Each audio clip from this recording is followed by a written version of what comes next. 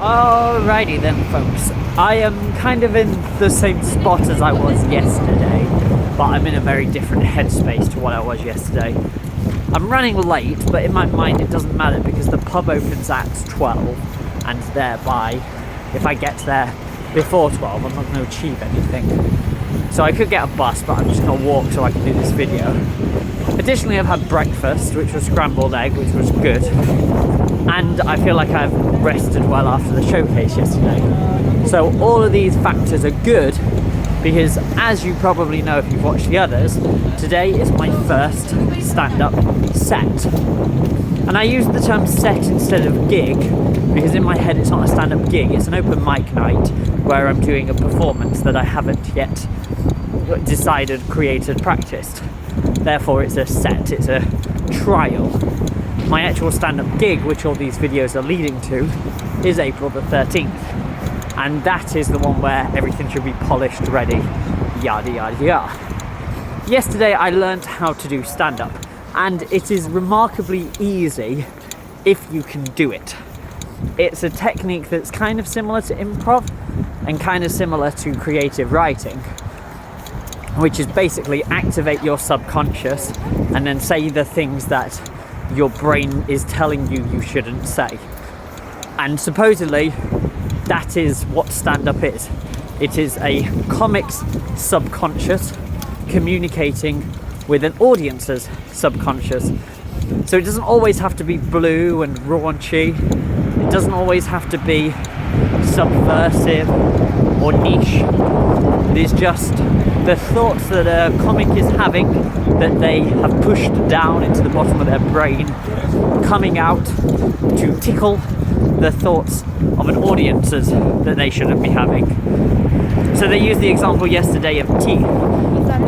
If you have a group of students at a festival and a group of nuns, both of those are probably going to enjoy a routine about tea because both of them at one stage of their life have had tea.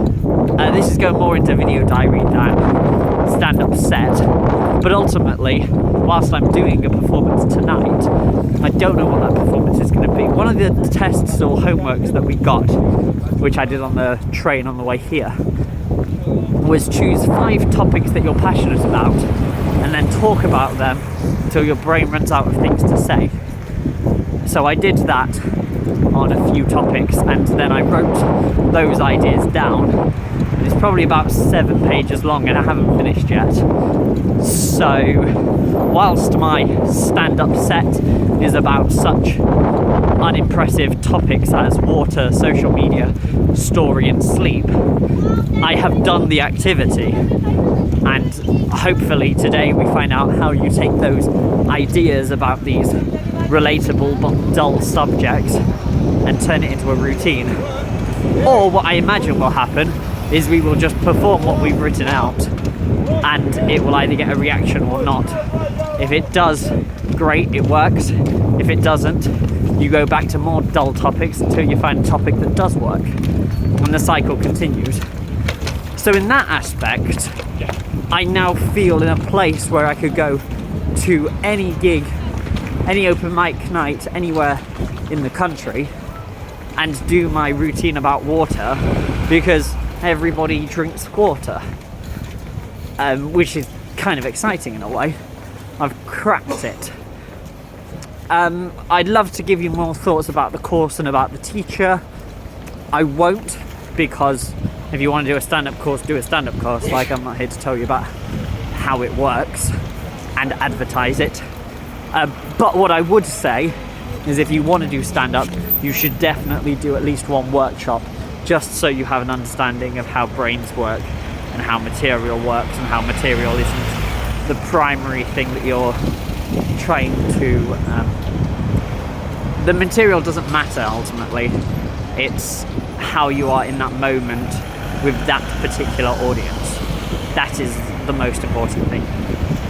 It's also Mother's Day, so I was going to do some chat about my lovely mother, but I'll probably save that till tomorrow because I feel like whilst I'm in London and I have to be very aware, I don't want to just trail off and talk about something irrelevant when I've got so much on my mind. I'm going to get hit by many cars and many buses. Tomorrow I will tell you about my mum. That'll be fun. Well, actually, maybe Tuesday, because tomorrow I'll probably tell you how the routine goes tonight. So much is going on. And now I'm at school again tomorrow and work, and just never stops. Goodbye.